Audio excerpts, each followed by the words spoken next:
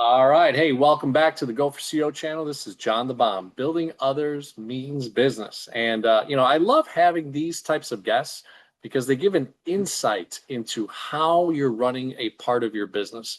But they are a business. See, this gentleman, Jacob Hicks, success coach, driving innovation and creating balance. He's the CEO, author, speaker, entrepreneur, leadership coach, mindset expert. Jacob Hicks is a coach and keynote speaker over a decade of experience transforming lives and businesses.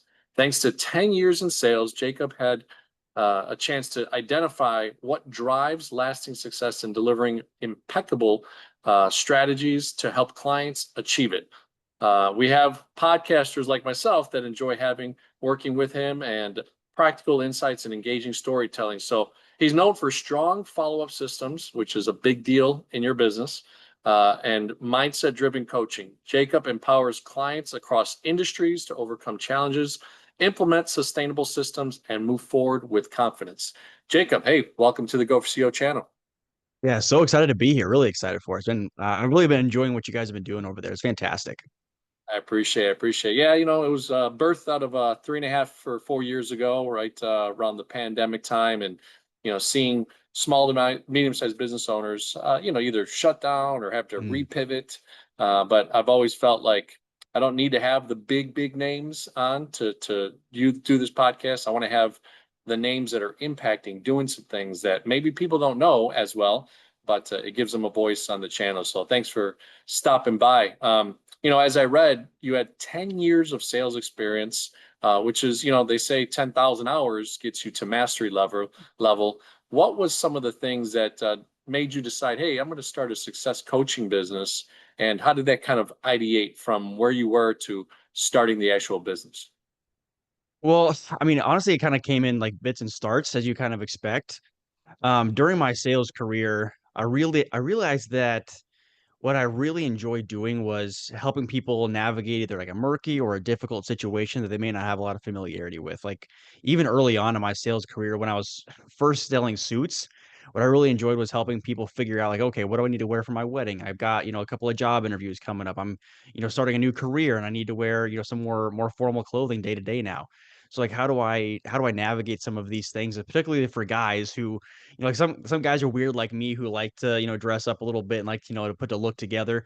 But a lot of guys just want to be able to like, hey, throw something on, not have to think about it too much and just walk out the door. So helping kind of navigate some of those things was really kind of where it all really started for me. And more recently, what I've realized is like I mean, a lot of salespeople will probably tell you this that in sales, like you get kind of a rush, you get some excitement when you close a big deal, you have like a big potential prospect come on. And I realized that I get the same kind of rush when my clients do that. Like when somebody says like, hey, like text me or emails me and says, hey, I just had like we just were talking about the strategy and something really amazing has happened in my business now or helping in my in my personal life. So that's really kind of where everything kind of started for me. Nate. So I gotta, I kind of heard a little bit there where style and the way you felt impacted kind of the way that you were approaching people and Mm, the energy that you had, right? yeah. So and helping others do that is a big deal, right? The way you feel, your physical appearance, the clothes that you wear, the cleanliness, the sharp side of things, can all impact, especially when you're making an impression for the first time, right? Yeah. So it's really, really cool. So tell me, I mean, I guess, were you doing this part-time initially, just to kind of get a sense of what made you start the business itself? So really for me, like I've always been somebody that's always pursued excellence or pursued like a better way to do things. And self-development, like learning new things has always been a big part of that for me. So about I don't know, well, year and a half, almost 2 years ago now, I guess, I was actually sitting down with a coach myself and saying like, hey, like, does this make sense for me to like, could this get me to where I want to go? Like, does it help me develop my goals and kind of things like that? And during our initial discussion, like kind of a light bulb moment went on where I realized that like that is what I wanted to be doing. Like I mean I like selling and those kind of things, but I mean on a bigger level, what I really want to do is help impact somebody else's life and help it impact their business. And during our discussion, like I mean, kind of pivoted from like my own, goals and sales and like those kind of things in my initial career to maybe developing my own coaching business. And like he realized like I mean he agreed with me. He's like, "Listen, man, like you could probably be doing this too." So I mean that's kind of where it all started. I did start, part-time. I'm a big believer that I like what I call like steps of faith as opposed to leaps of faith. So started doing it part-time, worked with some clients here and there, of course, like I said, very, very part-time because I was there's a lot of full-time job I needed to focus on. Um, but over the course of time, I mean, things started to grow, some momentum started to get built, and I eventually made the leap into the full-time work, and here I am today. It's interesting. That kind of caught my brain there. The visual. I'm gonna have to try to edit that somehow. But the step of faith instead of the leap of faith, right? And that's so huge, right? I think most people in business, that want to start their own business, the entrepreneurial journey, they forget that if they just take one step, then they'll learn. Okay, here's what's going on. If they take the leap, they sometimes can fall to disaster. So uh, Yes, yeah. that's a huge part. So tell us, I mean, obviously, you start understanding some of the skill sets, some of the things that you've been able to develop. You obviously maybe had some interactions where you helped someone else. What was that transition period like for you, from going from getting coached, which you sought out good expertise, to being the coach? So, I mean, in that kind of transition, I mean, as you would expect, I mean, as any entrepreneur will tell you, whether you are, kind of a solopreneur or you have like, a handful of people behind you, you are going to wear a lot of hats a lot of the time. And that was kind of the biggest learning curve for me when I went from like you said, like being coach to being the coach. And I realized that I mean, I'm the guy that, has to make sure that all of my systems are functioning and helping helping me kind of just float the business along. When I was first kind of transitioning into the full-time gig, um, I mean, it was kind of a lot, right? Like, and the mindset piece, like you mentioned, is gonna be kind of a big piece of this. Like, you're gonna have moments where I think you're just kind of burning it down, right? Like where you're like, why am I even doing this? Like, why does any of this really kind of make sense? But you kind of just have to push through some of those things. And a big kind of strategy for me that I actually got from a gentleman that works with Dave Ramsey, John Deloney, is I mean, I'm not a huge journaler. Like I'm not gonna like just sit down and write, pages and pages. That's never really been who I am. But when you have those moments of just kind of self-doubt or like you're just not like some uncertainty, because there's always going to be a lot of fog in business and entrepreneurship, is to sit down and write some of those like negative thoughts that might be kind of surfacing. And then ask yourself in either a few moments or maybe an hour or two later and like reread those and say, like, are these really true? And a lot of the time, like, it's not. It's just kind of like you getting in your own head. So taking the time to step back and really determine, like, is this really what you want to be doing is really important, I think. Yeah, I mean, look, you were told by a mentor, hey, you've got these skill sets. You Mhm. knew that you had them in you, but you had to almost have someone kind of bring them out of you. It Yeah. seems like, and then share that with the world of what you started doing. So, what were some of the first ways that you started marketing your business? Did you take time to really get a good website, or did you develop a business card? Like, what were some of those things that helped you start to convert, from what you were doing in sales in general day to day to, doing the coaching and doing the sales coaching side? So, I mean, it was I mean, a couple of things you kind of mentioned. I mean, it was a little bit of a business card. I mean, I've got one for like more like in-person networking events. But really it was kind of the website. That's really kind of where I started. I mean, I think the website, not that you have to have like something like super crazy highly polished. Like for me, like I'm not like a super designy kind of guy. Like that's just not who I am. So I reached out to some folks that were referred to me to see if it made sense to work together and it ended up making sense. So I had a gal named Marcia really help me figure out some of like the design pieces and like the color schemes and like the copy piece. Because I think that the website can add a lot of credibility, particularly early on. And I was doing some social media marketing around that too. It's something that I call like a behind the scenes look, where you can say like, hey, I've got like these like handful of pictures. Like here's like two or three pictures I'm thinking about posting on like as my cover photo. Like when you first enter my website, I would post that say like, hey, which one do you think makes looks the best? And like just to drive some engagement and to make people more aware, like, oh, he's gonna be, kind of diving into this a little bit heavier. The business card, I mean, was kind of just like an auxiliary piece. said I wanted something that I could really hand out to folks at networking events. But really, what it was is just reaching out and letting people know what I'm doing. Like I had like I think it was like 45 or 50 different people, like emails that I'd collected, over the years of people I knew and like had good relationships with, and just say like, hey, this is what I'm going to be doing. Here's kind of the person that I'm looking to help and to facilitate with. Do you know of anybody like that? And just like build some momentum around those things too. But then again, as you mentioned, having like that strong follow-up systems is really important too, to have that on the back end. Well, let's dive into that, right? I mean, obviously, you're starting the business. You got to make some money. Yeah, Yes. you're trying to figure out, oh, wait, who's your ideal avatar client, right? Mhm. And looking around, but you've got a warm network that knows you already, and you had some Yeah. emails and stuff like that. So, what were some of the ways that you personally, in your own business, started following up when that those calls weren't coming in right away? And I don't, or maybe they did, right? Maybe there was a rush of calls and you were busy all of a sudden, but what were some of the ways that you did the follow-up side of things? So, I mean, there's a kind of a few different strategies, particularly early on, that you want to be kind of focused on, at least that I was focused on when I was reaching out to those, several dozen people that I felt were warm. I was being very, very personal with them, saying like, hey, John, like, remember that time that we were, working on this particular project, like just like some of those things to warm them back up if I hadn't talked to them a little bit. And I wasn't bugging them like super hard. I was just saying like if they hadn't followed up or hadn't reached back out to me, saying just, hey man, just want to make sure that this email didn't get lost in all the shuffle. Because I mean, people can get busy and forget about something that may not be super high on their priority list.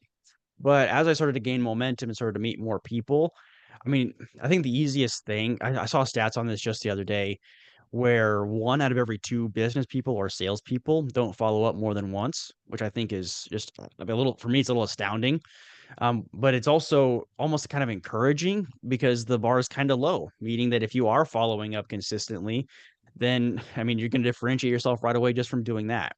But I think the easiest thing that at least that I think people get on the entrepreneurial side kind of struggle with sometimes is thinking that they're bothering people.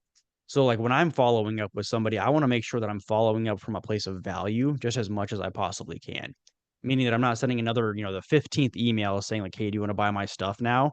But saying something like, hey, like I know in our initial conversation, you said you were, struggling with X, Y, and Z.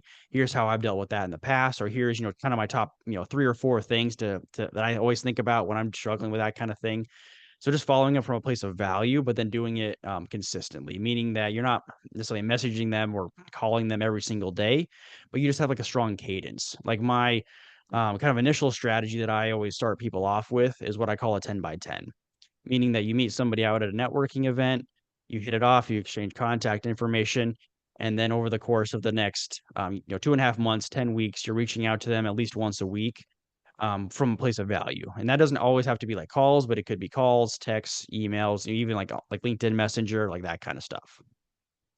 Nate, Nate, nowadays there's so many ways to contact someone, right? I mean, obviously it's old school phone, Yep. then email, then hey, why don't you even try something old like writing a little letter, a postcard, right? Yes. With handwritten envelopes. I've always taught that and gotten a lot of response from that, especially the last 10 years because everybody's so electronic.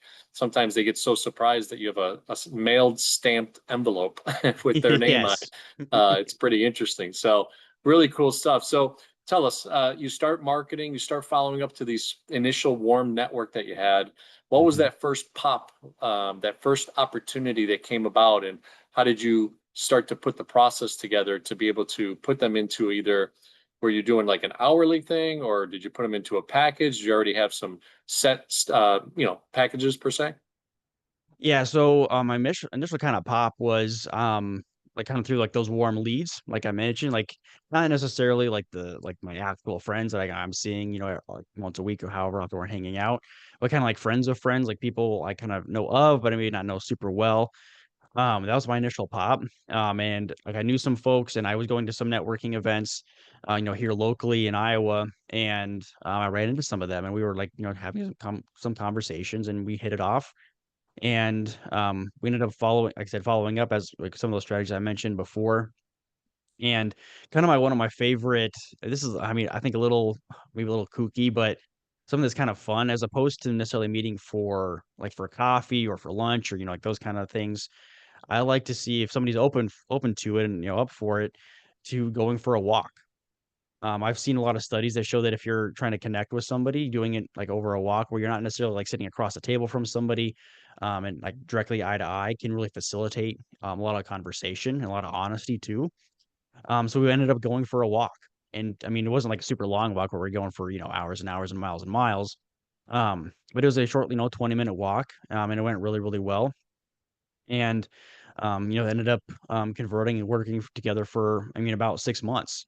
And that was like, I mean, obviously there's a lot of learning curves to be going into, something like that where we did end up working for doing meeting every week for about an hour, which is usually kind of about my process and still is. But really kind of diving into um, their needs and like really like where they might be struggling. As I said, a lot of entrepreneurs like they don't want to be salespeople, right? Like they started a business because they want to help a certain demographic in a specific way with their, specific skill set.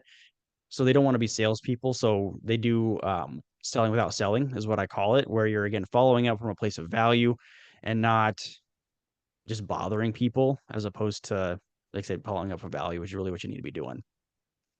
No, it's interesting. I mean, I think the theme around the business world, at least from the interviews that I've had, right, is how do you share value continually, Yeah. almost free, Yeah. in a sense. I know Alex Hormozy is a big guy of like, he's just putting a ton of stuff out there, very, very Yeah. great content. And then I'm a on big the fan of back his. end, he has this company called acquisition.com that he gets you to almost basically trust him so much because you've heard him so many times through different mediums and his books and everything.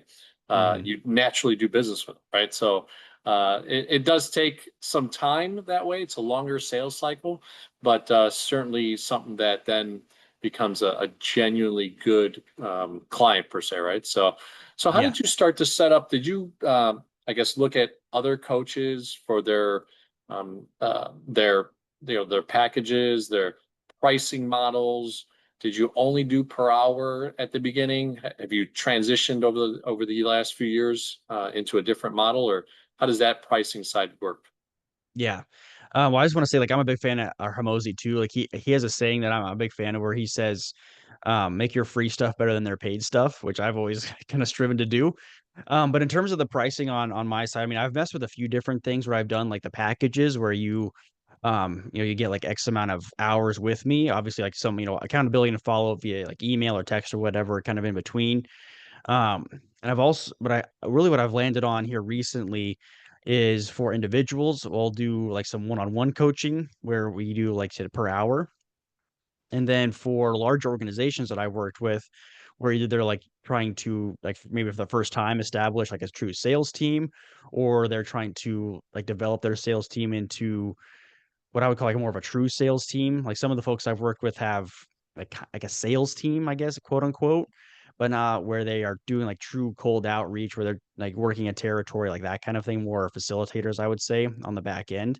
For those folks, I've landed on what I call like a retainer package, where they get either like 2 to 4 sessions per month, and they can kind of divvy those up. Usually, I'll at least start working with like higher end leadership, either one on one or in a group setting, and then we do a la carte. So if maybe they have like a huge influx of new salespeople, they want me to kind of help facilitate and train in some form or fashion, then they can purchase one-on-one coaching just as needed. And then I always offer what I call like a 30-minute emergency call, where I mean business can move quickly and some things that come up that we didn't expect or didn't hadn't planned for. It comes up quicker than we expected. So they have a once a month, I'll get a 30-minute call where like, hey, some stuff's really popping off for me. Like, how do we kind of navigate this? What do we struggle with? What are the questions we need to be asking? Um, but like, those are just some of those things that I think can add value that people don't always make the most use of. Like another example of those things are, I mean, again, depending on the retainer, they can get like a quarterly keynote or a quarterly workshop where like I come in and work with their sales teams to actually, drive towards whatever goals or struggles they might be having at the particular time. Nate. And did you start to, I guess, put a system afterwards, after maybe the second or third client, or had you already developed a pattern of how you start to discover what they need Because obviously, if someone's building a sales team from scratch, even though they were the salesman of their business, Yeah. it's a little bit different than going into a current, team, maybe of 3, 5, 10, 20, but they're struggling. There's three to, there's a percentage that just aren't fulfilling, aren't hitting numbers, doing that Yeah. stuff. So was there different strategies, or you've kind of, learned as you've gone and seen what works? I mean, a little of both, I would say. I mean, the way that I always start people, whether they're like wanting me to come in for like their full sales team or develop a sales team or just like one-on-one coaching, the way I always start people is with what I call a complimentary call, where they get a free call to really, I mean, determine needs and stuff, of course, but really just determine if it makes sense for the potential client or for me to like work with them. And I've told people like, listen, I mean, I really love what you're doing. I think you're like really on the right track. You got a lot of good things cooking, but I don't know that I'm the right person for you because of X, Y, and Z. I focus more on, these sales strategies or like you're like, you think you're dealing with some sales problems, but really you're dealing with more like higher end, like, executive suite issues. And I mean, I tell people that up front. I mean, that's kind of really the big differentiator I think between me and some other folks is like I'm very much willing to tell people no if I don't think it makes sense or if I think, hey, instead of like working with me or one on one right now, I want you to go and read X, Y, and Z book because it has like these kind of strategies or these other things in there that I think could help you right now, and then maybe we can revisit those things in 3, 6, or whatever months when it makes a little bit more sense. And I said that complimentary call is where I do a lot of my discovery and figuring out like, okay, I think based on this call, these are the things that you need, and here's how I can help you with that. And once you find that, nugget, right, that Mhm. pain point per se, do you then put I guess, a diaphragm strategy behind it, or are you exploring steps so that it knows to, what to do next? So, I mean, kind of both. So, I mean, a big stat that I've seen in sales is that is 80% of business is one in at least 5 or more follow-ups, meaning that you might meet with somebody and it might 100% make sense for you to work with them, but, it's a not right now kind of a thing. So, when it comes to my complimentary calls, I do my best to have folks walk away with at least a couple of strategies, some action items that they could hopefully implement, or at least, kind of kick things into gear and help them to think about some other things in a different way. Even if it doesn't make sense for us to work together right then and there. Um, but even if it isn't a direct strategy, like, hey, you need to focus more on, your follow-ups, or you need to focus more on your cold calling, your prospecting, or, that kind of stuff.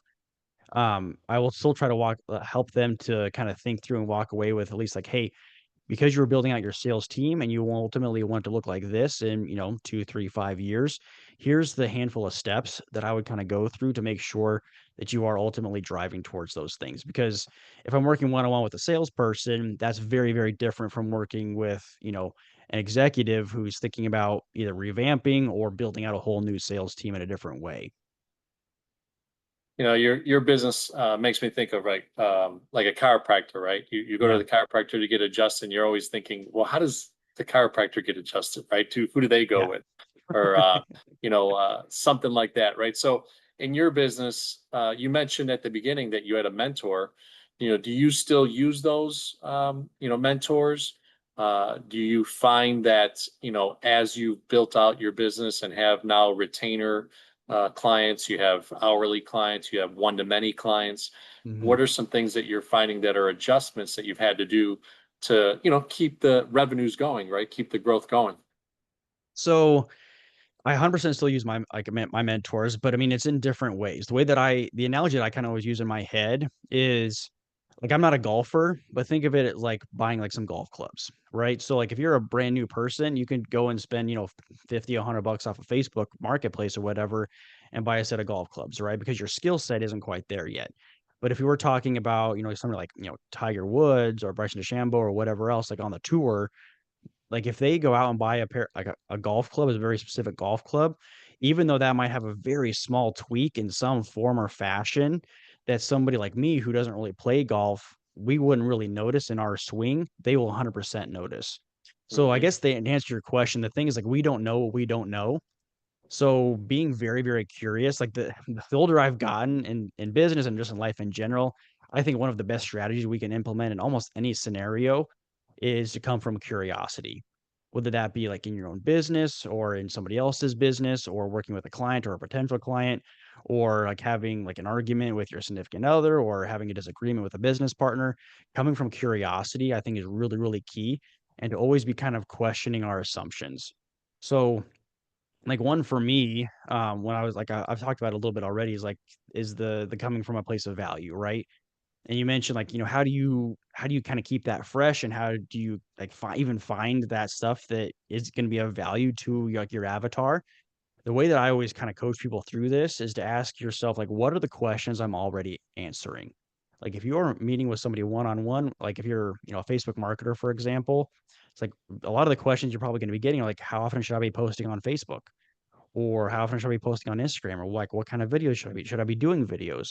Like some of those kind of questions you're probably going to be getting from most everybody a lot of the time. So when it comes to your follow up or just the stuff you're posting on LinkedIn or whatever, answering some of those questions. Say like, hey, I get this question all the time. Here's kind of my top two or three strategies or my top two or three like talking points that I always go through. And the other thing to bear in mind is that you live in your world, right?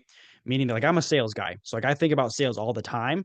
So it's so easy for me to think, well, I think about sales all the time. So, John and everybody else I talk to are probably thinking about sales all the time. And they're not, right? Like people are not thinking about that kind of stuff. So that all that to say, we can reiterate our points over and over again in different ways that will resonate with different people. And the nice thing about doing like podcasts or going on social media is that stuff can live forever. Meaning Hmm. that somebody might find you in a year and they say like, "Hey, I saw this post about X, Y, and Z thing. It really, really resonated with me. It really spoke to my issue right now, and I wanted to reach out to you." And you're like, "Wow, that was from like 2 years ago. I didn't even realize anybody was even looking at any of that stuff anymore." So like just like reiterate stuff in different ways, answering those like top 4, 5, 10 questions that you get all the time can go a really long way.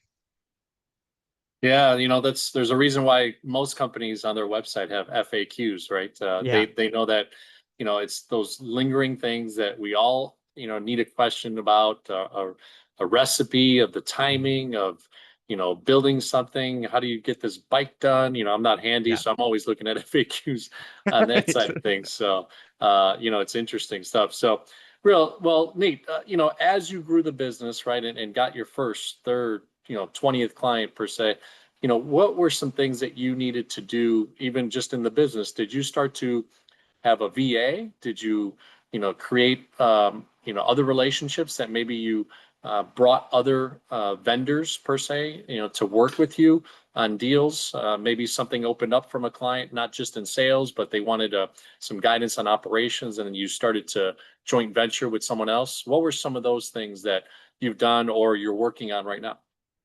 So, I mean, a few things that I learned, especially like you said, as I was building momentum and like my time just got sucked up in working, in the business as opposed to on the business, is outsource. Like, I mean, the VA was, I mean, really, really like that. I I can't tell you enough how much that helped because I just helped like, manage like some emails and just like some marketing, like some of like the small tasks. I was at a conference last fall and I was, talking to like some of the folks that were there, and this gal was talking about how entrepreneurs can so often choose the $10 task as opposed to a $100 task because we think we have to get it all done by ourselves. And, like, for me, like, I don't consider myself, like, a social media guy. Like, I'm everywhere, right? But I just don't it's just not my thing. So, ho outsourcing some of those things that I don't feel like I'm as good at and other people are really passionate about, I think is really, really important. So, I mean, I don't have, like, a huge team behind me. I mean, like I said, the VA, some social media stuff, here and there. And then, like I said, making sure that I have, like, the folks in my corner to have the hard conversations with me saying, like, "Listen, Jacob, like, this is not working anymore. You need to do things in a different way," has been really, really, really key because it can be so easy, particularly as you gain more success and momentum and people around you see that, to have, like, the yes men kinda show up where they think, like, "Oh, yeah, he just wants the positivity." And, like, positivity, it can be great, but you also need to have somebody that can kick you in the butt when you need it. Yeah. No, it's huge, right? Always be learning, right? And Mm. keep yourself Mhm. open to different ideas and how you're going to grow the business itself. So operationally, when you have, multiple clients and you're strategizing in this genre, right, where you're helping their sales team, are you leaving handouts behind? Have you created a website where there's some videos that they could tune into while you're not, training them personally? What are some ways that you've developed some leave behinds per se? So, like when I'm doing, particularly when I'm doing, like keynotes and or workshops, I'm a really, really big fan of like physical printouts of some form or fashion. And I really like I mean, kind of go back to like almost third grade where like it's a fill in the blank kind of a thing, Mm, where I'm talking through like, hey, here's, like some follow-up strategies or whatever, whatever the topic is for that day. And they're actually going through like the 10 or 15 or whatever pages it ends up being, handout, and actually filling in, okay, well, this is what Jacob said, and then this is what, and the other big thing that I think is really key when it comes to leave behinds, and we're talking about strategies and those kind of things, is to encourage people to start thinking on their own. Meaning, like for example, like I talked about, like my 10 by 10 strategy to follow up with somebody, to warm them back up. Now that's all that's I mean, that's really good strategy, right? It works for a lot of people, but I always like to ask people to think like, okay, how can I apply this to me? How can I apply this in my own business? Because more often than not, we don't want to apply things that we don't really believe in, and we don't believe in something that we don't have buy into.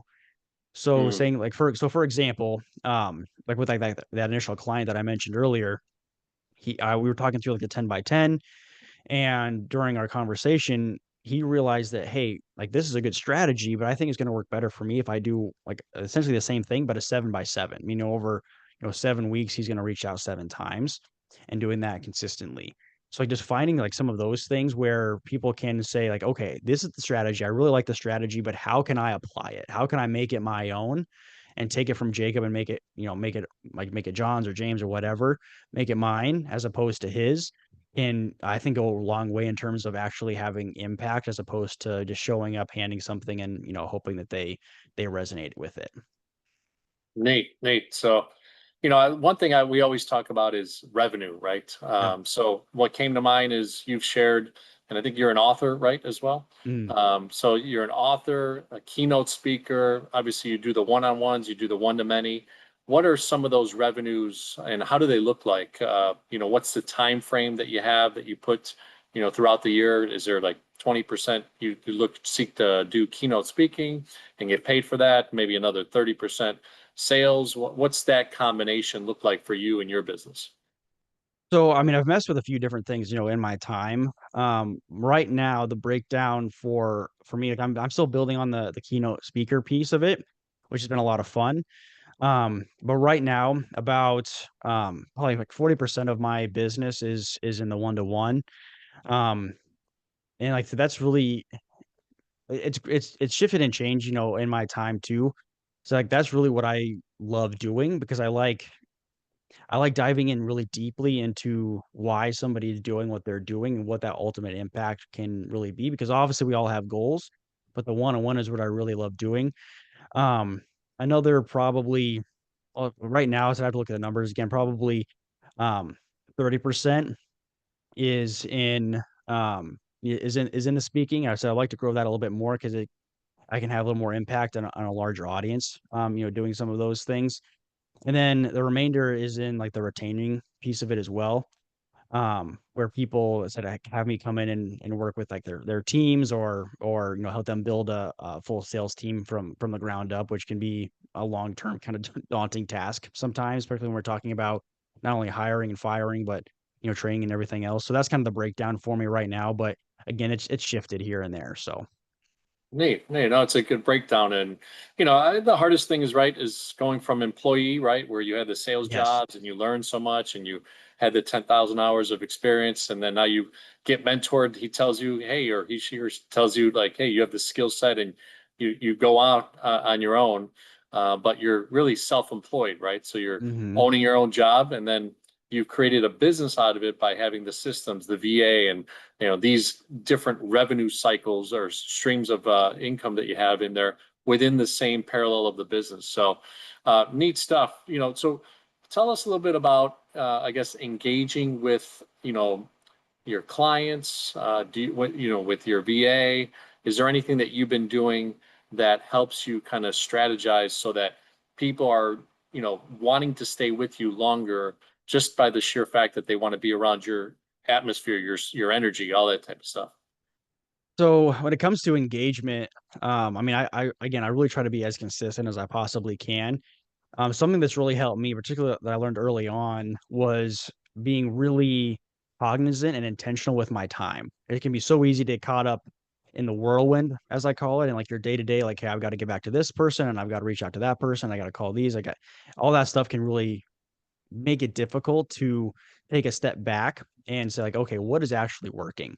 So I Mhm. dedicate at least an hour a week, as much as I possibly can, to take a step back and say, like, okay, is this social media strategy really working? Are these ads working? Is, the one-on-ones, like, is this really still making sense doing it in this specific way? And asking and again, questioning those assumptions that I may have made unintentionally over the course of the previous, weeks or months. Reaching out to the VA, I mean, again, I try to be as responsive as I can, and same with my clients. Just saying, like, hey, like they reached out saying, hey, I had a question on like whatever strategy we were talking through, or my accountability homework for this next week. Can you just talk me through this a little bit better? And again, I try to be as responsive as I can. Try to get back to people within 24 to 48 hours at most, as much as possible. Um, so I mean, that's really kind of how I do my best to stay engaged with people.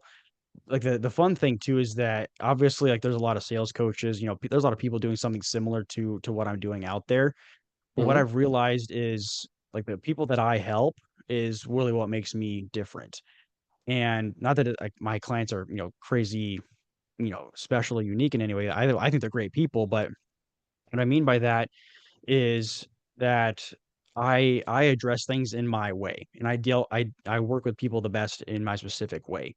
I learned that early on. It's kind of a fun side note. I had a very, very brief career as a ballroom dance instructor, and what I realized in that particular job is that you have to be able to say more or less the same thing in different ways to help it to resonate with different people.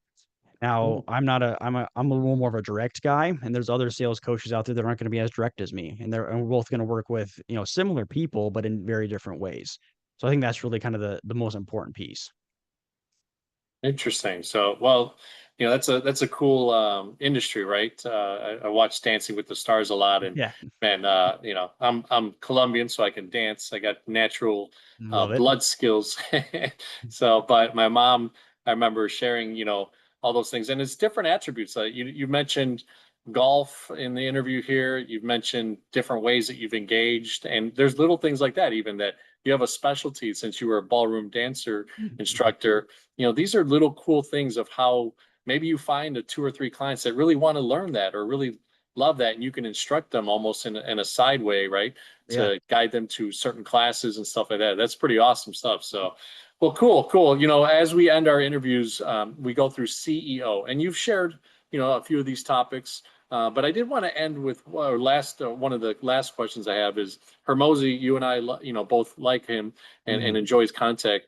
I wanted to ask you, what are some of the pitfalls and things that you've endured? Some of the challenges, right? As you said, there's a lot of competition out there, a lot of former executives or people that got laid off and become coaches instantaneously, those types of things. And it's all great because they're using their knowledge and they're attracting their tribe, right? So, Yeah. but what are some pitfalls that you've seen and experienced, and then also can share with the Go for CEO community? So I think an easy pitfall, particularly on the entrepreneurial side, is not knowing who your avatar is, not knowing your people. Because ultimately what we're doing is we're trying to solve problems, right? And the bigger the problem, then the bigger the price point, all of that kind of stuff, right? Like Hormozy talks about that. And I think it's so easy to, particularly early on in entrepreneurial and business, is to say like, well, I just need anybody and everybody, right? Which can be true. Like we need to keep the lights on to some degree. But as soon as possible, we need to sit down and say, okay, who are the people that I do my best work with. Like for me, for example, I obviously I'm a sales coach, so hopefully those people are that are coming to me are sales professionals in some way or have some sort of sales need, but are also the people I've realized that I'm kind of a personality trait are just kind of gritty. Like they're just willing to kind of grind some of those things out, and that's not everybody, right? It's like figuring out some of those qualities and characteristics of your avatar, I think are really really important because we don't want every dollar, we want the right dollar and the right time, which I mean, it's so easy to kinda lose sight of some of those things. Yeah, no, that's a great point right there. Go for Show community. If you want to listen to that, yeah, we don't want every dollar. We want the right dollar at the Yep. right time, right? So, yeah, because look, you can get trapped on just accepting everything up front. And look, like you said, bills still come in. The rent Mhm. or the mortgage is still due. The car payments, all that stuff. So it can be scary going on your own, especially when there's an individual side where you're sharing your specific talents with the world, and you're needing to kind of bill for that as well, right? You can't Yeah, do it for yep. free all the whole time. So awesome, awesome. Well, part of CEO is client experience, E is for engagement, and O is for operational excellence, and the systems you're using, the softwares, and all that type of stuff. So why don't we start with that? As a value proposition, working with Jason Hicks, and your style and what you do, what is client experience if you take us through like a 60-second insight from working with you as a sales coach. Yeah, so, as I said earlier, like, when you my very first kind of well, not contact, I guess, with you, our first kinda one-on-one discussion will be with that complimentary call, where I think it's so easy to like kind of just manufacture coaching where everybody gets the same kind of treatment over and over again.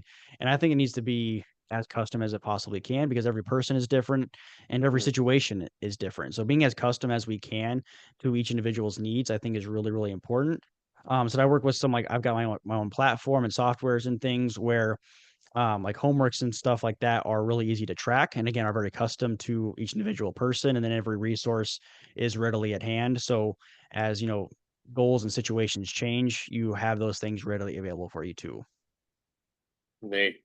And then I know you shared engagement, but any other insights on what you've been able to do, use ballroom dancing or Mm. other ways that to really engage with your clients so that they stay long term and you have a long, great client experience and journey with them, or the VA and things that you've done to engage with them and your clients. So, Yeah, so I think maybe the strategy or I don't know if you know if it's a strategy, maybe it's a tip, I guess, I don't know. This really worked really well for me is to be as genuine as you can. Just be who you are and your tribe will show up. So be who you are on social media posts, on your engagement, all of that kind of stuff. Like I'm a little bit of a smart aleck sometimes, so like that's just who I am. So that's how I come across. So like engaging with those people and the people that opt out, say hey, I don't really feel like this is for me, for at least for right now. Then honor that, but also treat it as honor to you too, because it's so easy to say like, oh well, that person didn't really want what I had to offer. Yes, but would you have really done your best work with that kind of person? And a lot of times the answer is no. yeah. Yeah, no, that's true. I mean, the ability to decipher that and then, when you're engaging with them, either from a tactical standpoint or from a personal standpoint, there's a lot of value in knowing who you don't want to spend time with, right? So, Yes. um, Yes. the last one is operational excellence. So I know we talked about the VA and using some of that to kind of take the load off of your day to day. Are there any softwares that you're using? Are you using AI nowadays? What is going on with the operational side of your business? So, I mean, the softwares that I like to, I mean, one obvious, this is probably pretty obvious for everybody out there being a sales coach, but is to have a really, really solid CRM. Like if you are engaging with people on, LinkedIn or whatever, getting people to come in as potential clients or you're selling them stuff or whatever the case might be, and you aren't logging those things, then you are doing yourself and your business a disservice. Just kind of period, full stop there. Now some of the things like I'm a big fan of like HubSpot, MailChimp, like some of those kind of things. Really what you want to be looking for in a CRM is like some automations and some place to put in notes and tasks, meaning like, hey, I need to make sure I'm following up with John in 2 weeks or 6 months or whatever the case might be. because it's so easy to, again, to get lost and forget about some of those things if they aren't marked down clearly. I am using some AI. I mean, GPT, I mean, Claude is really, really good too. Really what it comes down to, in my opinion, when it comes to AI is your prompts. So what I like to do is to train a specific bot to do a specific thing, whether it be like editing, like a blog post or something that I've put together. One of my favorite kind of taglines, I guess, to a prompt is to say like, hey, I want you to do X, Y, and Z for me. Ask me any questions that you need in order to perform that task to the best of your ability. And usually they'll Hmm. come up with, 4, 5, 6, whatever questions that I maybe hadn't really thought about, or I thought was, just kind of innate and I just assumed it. Just to, again, it really improves things over the long term. At least it has so for me so far. Yeah, it's an interesting area of life, right? I think Yeah. I upgraded to the paid version of ChatGPT and working with. I'm trying to figure out how to get the agent scenario out of it. I don't know how to Yes. do that just yet. Because obviously I wanted to do some tasks for me while I'm sleeping or doing other things. And from my day-to-day job as a commercial banker, I'm always doing acquisition stuff. It actually just helped me put together kind of a poll and also a Mm, checklist of things. And then when you DM me, I'm going to have a little PDF and it created everything for me on my yeah. LinkedIn. So it's kind of cool on my day-to-day job. So awesome stuff. Well, hey, Jason, it's been a pleasure having you on. We certainly will put on all the ways to get a hold of you. But what are some ways that you prefer?